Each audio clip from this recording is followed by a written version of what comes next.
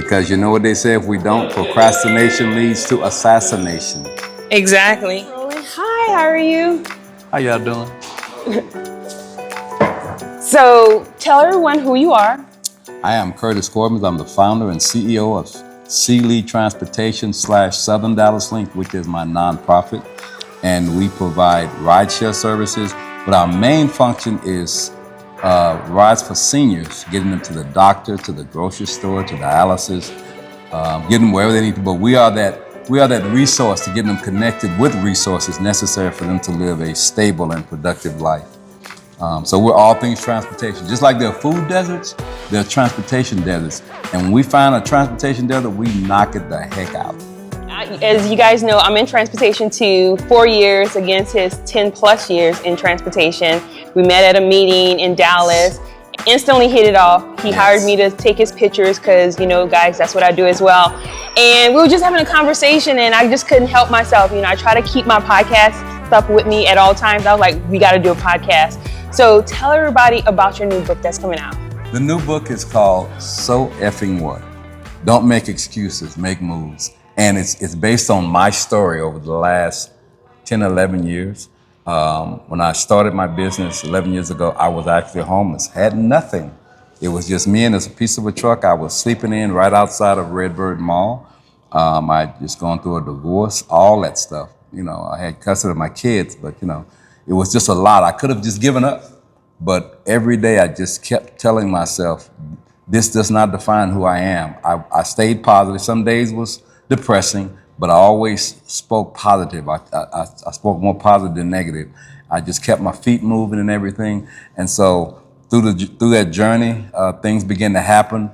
God began to surround me with people that helped me along the journey. A good friend of mine, a good mentor of mine, Edna Pemberton, who's no longer with us, but she was my anchor. She was that one person that has always believed in me. She was a community activist, and so she helped me to get connected. She asked me one day, after talking to the mayor called her and said, we got a problem. There's people in Southern Dallas County that can't get to good jobs. And when she got off the phone, she looked at me and said, well, son, you heard what the problem is, go solve it. But she didn't know I was homeless. And I walked out of there and said, what the heck, Lord, what am I supposed to do? So I borrowed 3 people's vehicles. I got in one, put my daughter in one, put my son in another. And we just began picking up people at the train stations, taking them to these good paying jobs. And then the city came back and said, oh, Mr. Curtis, we got some problems with getting seniors to the doctor, to the grocery store, to dialysis. So we got a contract with the city. United Way came along and said, hey, we hear what you're doing in Southern Dallas County. So that's how I started my nonprofit. Wow. Southern Dallas Link, because we're linking the Southern Dallas area with all the resources necessary. Because our mission is connecting people with resources so that they can be independent, self-reliant, and be 200% above the poverty level. And so that was our mission, is connecting people with all the resources necessary. Because so many times, it ain't that people don't, there's a myth that people in Southern Dallas County are lazy and don't want to work. No, they just want someone to believe enough in them to connect them with the resources necessary. As the old saying goes, they're looking for a hand up, not a handout. Exactly. And so that's what we've been able to do, is connect them through transportation so that they can get connected with the resources necessary for them to move forward. We had gotten a contract with DART several years ago to provide microtransit services. AARP came along. So it's like God was just continuing to navigate and to connect us with the resources necessary for us to build this thing. And so through my story, to go from being homeless to now having over 65 vehicles in my fleet, and being able to go from sleeping in one piece of a car to where I got 65 different beds. You get it? 65 different beds I could sleep in. Any vehicle I could sleep in. You get it? You'll get it on the way home. But yes, and so, you know, we do airport runs, you know, with our rideshare program and everything. So we are just continuing to evolve. God has really connected me with some very important people, people that are connected with people that know people. Because it's all about who you know. You can have the greatest product in the world. If you're not connected with people that know people or know decision makers, then you just got a great product. That's why you got a network. And that's part of what I talk about in my book, because as the saying goes, your net worth is determined by your net worth. But one thing you got to do too is don't procrastinate. Because I say also in my book, procrastination leads to assassination of all your dreams and your visions. So stop procrastinating. Even if you watch this podcast, there's something going through your mind of what you should be doing. Act on it because it's there for a reason. You have a great voice. Have you been told that before?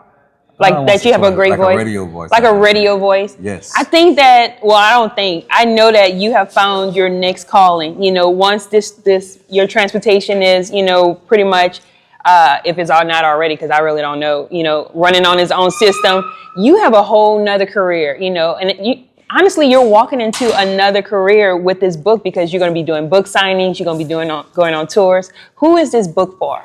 It's for anyone. It's mainly for business, potential business owners, entrepreneurs that are stuck. But also just even in your personal life, because sometimes everybody's going through something. Everyone. You know, so we can't use the excuse, well, you know, this is happening, that's happening. We can make excuses all day long, but I say, so effing what? So what? And I'm not trying to be insensitive, but I'm trying to motivate people that, okay, listen, I understand what you're going through. I've been told by not a lot of people, but a few people say, Curtis, you got to be a little more sensitive. And I'm sensitive to the situation. It's just like some of my customers who are people that are in homeless shelters, that we get them connected with jobs. I was homeless, so I'm sensitive, but at the same time, my belief is, are we going to dwell on and talk about the problem all day long? Or are we going to begin to resolve the problem? Are we going to move forward with resolution? That's what I believe, yeah. And all that. And so, you know, what are we going to do? So my thing is, I take this mindset. You can tell me about your problem one time. Now we're going to begin to talk about the solution.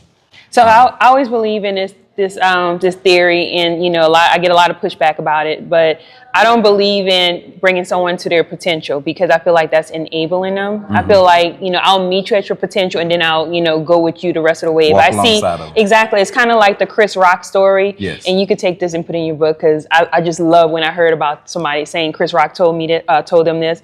He said there was a guy pushing his car. Well, actually, his car had stopped on the side of the road, and this is a transportation analogy too. So a guy had his car on the side of the road, and you know, the cars are going by, zoom, zoom, zoom, and he's like, come on, help me, you know. Wow. And you know, nobody would stop and help him. But the moment he started trying to push his car up the hill, so everybody was like, you know, stopping on the side of the road and helping him to push it up. Now, what I got from that is, you know, once you start putting in the work, then people will start getting out and helping you. Don't you like that? I'm gonna steal that. Yeah, I like that. Yeah, and that's so true. I mean, what are you doing to help yourself by just holding your thumb out? No, it's like holding your hand out. Yeah. And that's why when I get people all the time coming to me and saying, "Hey, Mr. Chris, I need you to help me get my business started. I mean, I want to be where you're at and everything." And you know, I tell them my story, but that's not enough to me. You know, my question is, what work have you put in? Right. What have you put towards your skin do you have in the game? Yeah, what skin do you have in the game? I mean, you know, yeah, okay, all this looks good. You show me what you got on paper, but what have you been doing towards making this happen? Yeah. At the end of the day, and there's no excuse. I don't want to hear you don't have money, your credit's jacked up. I had all that, and so if God can get me through that, He can get you through. There's no difference between me and you. Exactly. So at the end of the day, I want to know, what kind of work have you been putting in? Exactly. At the end of the day. It's so funny you mentioned that as well, because when I started TransCam Shuttle, I knew from personal experience that if I didn't start putting some skin in the game, or showing, you know, that I was on Instagram, Facebook, or social media, showing that I was doing the work, I wouldn't be able to attract people to help me in order to use that as leverage. Right. And when I sent you, you know, your text and an email after I saw you, and then you saw that I was small business of the month, yes. You know, with the Dallas Star, that's the first thing you brought up, and I was like, see, I knew that would help me to like open doors, because, you know, I always tell people who want to train with me, you got to make your want you. Ooh. You can use that too. You can use that too. You can use that too. You got to make your want. Like I want to work with people like you, but now I feel like now you want to work with me, and so that's what you got to make your want you. Make your want you. So effing what? Exactly. I love that. Thank you. Thank you. Thank girl. you. Yeah. So I'm so excited about this. And let me say this, y'all, everything starts with a mindset. And I don't know why I keep giving all this away. You got to get the book. One of the chapters talks about a mind is a terrible thing to waste. Yes. You got to, God gave you this for a reason. There's so much power in the mind. And until you get this right, you can't move forward because this can either handicap you or free you. Yes. At the end of the day. And that's why you got it every day. It's just like, I truly believe that you got to keep your brain muscles working. Yes. It's just like any muscle. That's a brain muscle. And you got to be working it every day, even when you don't feel like it. Because it ain't about how you feel. There's been days I didn't feel like getting up. Yeah. But let me tell you what's so beautiful about the fact that I'm my own boss. I get to get up every day excited to go do what I love doing and make a good living at it. Yep. And listen, I have nothing against people that love to work 9 to 5. No. If that's your career, that's your career. But I tell anybody, if God is giving you a gift, the Bible says your gifts will make room for you. The Bible says that, not me. The Bible says that, and I believe that. And I believe my gifts have made room for me. But this is the thing God has also told me. Your gifts are going to make room for others. A lot of what God has blessed me with is not even meant for me to keep. It's for me to pass it on. And I'm okay with that because I've been truly blessed. I got 2 wonderful kids who work in the business with me because I believe in leaving a legacy, but they're going to work for it. And they don't have a problem with it. Both of my kids, 31 and 32 years old, have an entrepreneurial mindset. And every once in a while they'll call me and say, Dad, I got a business idea. And this is my thing. Steve Harvey said it best. Don't tell your big dreams to small-minded people. And sometimes that's even family members. So you got to be very careful who you share your dreams with because everybody don't want to see you succeed. So I'm very careful, and I'm big on energy. I am so big on energy. If when I meet you, your energy is not quite, and it's okay. That's okay. I'm probably going to be a friend from a distance because sometimes I may need to feed off your energy. Exactly. At the end of the day, because sometimes you need that. Because throughout the day, and being an entrepreneur, you can get drained. Yeah. You know, when you're dealing with people throughout the day and everything, and sometimes you got to go and let somebody refuel you. So you got to have you. It don't have to be a bunch of people. Just get you 2 or 3 people that you can pick up the phone. I got mentors, and guess what? All my mentors are millionaires. You know why? Because that's where I'm headed. Yes. And guess what? They're there, and they know how to get there. So that's one of the reasons why I heard what's his name? What's the motivational speaker? I think his name is Brian. Brian Tracy? Yeah, I think his last name is John Bryan or something. John Bryan, yeah. Yeah, anyway, he said every time I watch him, he says something that's so powerful. Mm-hmm. He said, if you hang around 9 broke people, you're going to be number 10. Yeah. And that's true. Yeah. You are the company you keep. Yes. You know, so I'm very careful. I have nothing against broke people. I have nothing against people that are content, you know. And see, people want to use that scripture that talks about in whatsoever state you're in, be content. Okay, but you got to read that in its full context. It's not saying be content with if you're depressed and living in poverty or whatever. No, that's saying now if you're in a situation where, like Paul was in prison, so he could only do so much. I mean, you in prison, you can't go nowhere. So Paul had to be content and make the best of his situation. But a lot of times we're in situations that we have control over getting to the next step. So don't misconstrue that scripture. Exactly. So at the end of the day, sometimes we've got to create our future. Yes. At the end of the day. Yes. And you'd be amazed. I'm telling you. I got it on my arm. Create. Lord Create. Yeah. So my thing is, it's all about keeping yourself positive, being around positive people. And sometimes, you know, when I go home, you know, and I'm sitting at home, you know, by myself, that's some of the best time for me. I get home from a long day. I get home and I just sit on my couch and I just unwind and I just reflect. It's good to have an evening of reflect. Just reflect on what the day was like. You got to put different steps. And then I also say, the title of the book is So Effing What. Let's not make excuses. Let's make moves. But then there's a chapter in the book that talks about it's an effing situation, and I talk about several words with the letter F: faith, fun, family, fellowship. These are tools. These are things you have to have. You know, you have to have a strong faith. You got to have fellowship with people. And listen, you gotta have fun. You gotta have fun with this thing we call life. You can't live this life. Yes, listen, whatever you're going through is gonna kind of take you down sometime. But how do you fight your way through that?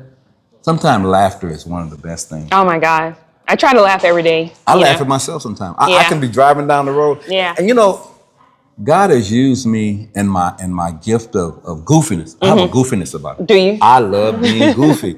But God has allowed me to encourage, like that was an incident with I take people to work, driving people to work, job and stuff. Right. And then there was a gentleman that got on my van one morning and he sat on that first row. So he was right behind me. And I looked at him, I said, "How you doing this morning?" Right. And he said, "What the F is it to you?" Now normally he's pretty cool with me. Yeah. But when he said that, the first thing I was like, "What are you talking to? I'm helping you, you know." Right. But something told me, just be still. Right. Pray. And I said, "Are you okay?" And then again, he looked at me and said, "Man, leave me the F alone." I was about to say, And you knew him? Yes. I was about to tell him, "You need to get off my van. Yeah. You got to find another way to work." But something told me, just no. And so I had to hurry up and start praying. And so as we took off driving, I looked in my mirror and I just saw a look on his face. I could see the rage in him, but I didn't know what was going on. But something told me, just start praying for him. So by the time we get to the destination of the warehouse, this guy had tears coming down his eyes. And the next thing I knew, I said, "Man, what is wrong with you, man?" I knew, but at that point I knew something was wrong. Right, yeah. And everybody else had gotten off the van. And he just said, and I wonder why he hadn't gotten off the van. And he said, he walked in on his wife having an affair with his best friend. He was out of his mind. He was out of his mind. In fact, he was thinking about killing both of them. In fact, he had the gun with him. But for some reason, he came to the train station to get on the van. And I knew that was because God wanted me to speak to him. And so I told him, I said, "Dude, are you going to be okay?" And he just wouldn't say much. And I said, "You sure you need to work today?" He said, "Yeah, I need to be at work, because if I don't be at work, I'm going to go do something bad." So he went on and went to work. And when he got off, he came back. I could still feel he was heavy. And I told him, I said, "I can't let you get off this van." So when I dropped everybody else off, I said, "You stay on this van." And I took him home with me, and I made him stay with me that night. And of course, I took the gun from him and everything. And Is that in the book? Is the story in the book?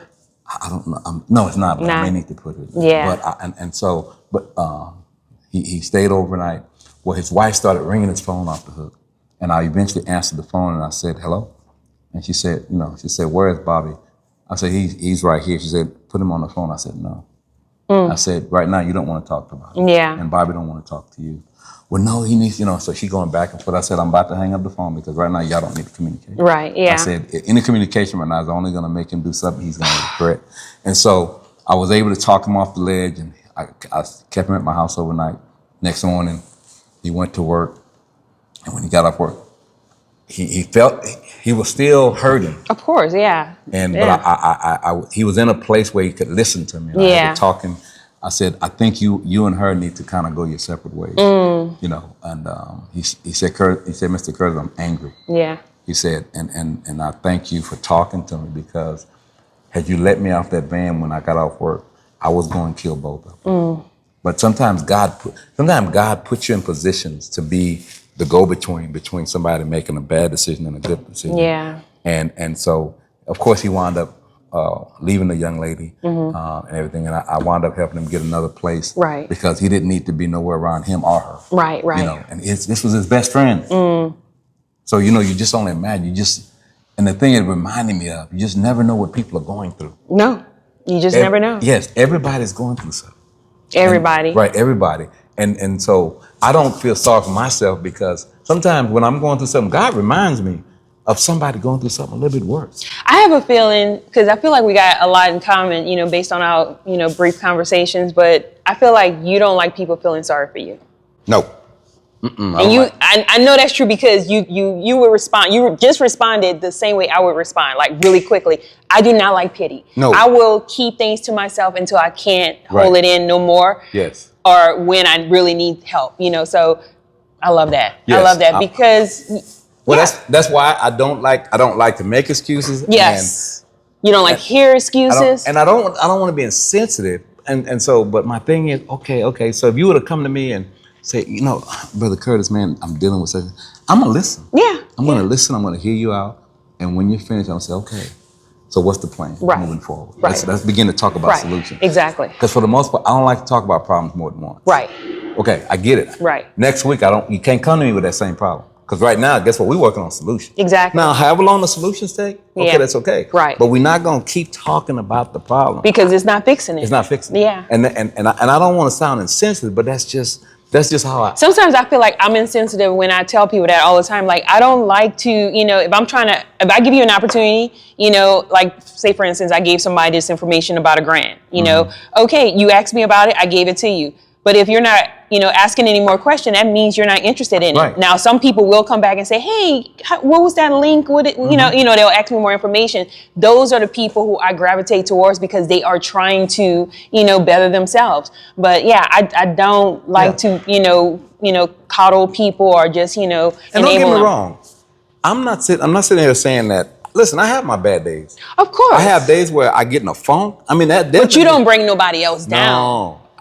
There's been days I woke up just I feel like I'm depressed. I'm saying, oh, where's this come from? Now, do you get depressed and you don't know why? Or when you get depressed, normally it's because something normally is going on that you just trying to figure out? A little bit of both. Okay, yeah. There's been mornings I woke up depressed and didn't understand why. Now, let me say this. There's been times where I've gotten home and I'm in a funk, I'm feeling depressed. And when I start evaluating and I can almost pinpoint where it came from. Connecting the dots, I connect the dots and I find that it was someone. Yeah. Or it was a couple of people. I allowed them to talk their situation so doggone long. Right. Yeah. That it got into your spirit. That energy. Yeah, it gets into your spirit. Yeah. And so you got to be careful when you allow people in your little stratosphere. Yeah. Or your inner circle. You can't let them get too close. No. Because they get too, and then they get to talking, and the more you listen, before you know it, you're finding yourself, and you bring in that, because I believe I'm big on spirits. You bring that, you take that spirit, that they had, and you done took it, you take it home. Yeah. And then before you know it, you're in this funk. Yeah. And then you're trying to figure out why you're feeling this way. Yeah, like Maya Angelou said, you know, she don't let nobody in her space when, you know, she was alive talk in her space because it gets all into the sofa, the fabrics and everything. That. Yeah. I'm even careful about who I let come to my house. Yeah. Yeah. I mean, and I'm not trying to be unhospitable. No, but I totally get it. I'm careful because you're not bringing them spirits in my house. No. Now you can call me holding the no. I believe in spirits. I believe in demonic spirits. And that's just me. I'm not trying to preach, but I'm telling you, I've seen it happen. I mean, if you're not careful, you'll find yourself in a state of being, and don't understand how you got there. It's crazy. So, all right. So this is first of many podcasts that I'm going to have with Mr. What should I call you? Just Curtis? Okay. Because I keep looking at C. Lee. C. Lee Transportation. Curtis Lee is my middle name. Is the name of the business. So make sure you follow me because I'm going to do more podcasts with Mr. Curtis. Tell everyone when the book will drop. I don't have an exact date, but we're going to have pre-sale starting in about 2 weeks, and the book should drop somewhere around the end of March. I will keep you posted. I should know an exact date in a couple of weeks when it'll actually drop. We're going to have book signing here at the deck where my office is, and I will keep you posted on that. And where are we right now? We're at the deck. The Dallas Entrepreneur Center is like a workspace, and they've been very instrumental in my growth because I've been here from day one. This is where I launched it with the deck, and they've allowed me to have access to boardrooms, meeting rooms, training rooms, and have given me these different offices to create a business such as mine. So it's the Dallas Entrepreneur Center. It's called the Deck Network. Right next to the Redbird Mall. It's right. In fact, it's inside of Redbird Mall. Awesome. Yes. All right, guys. This is your girl TamCam, and I will see you on the next podcast. Peace.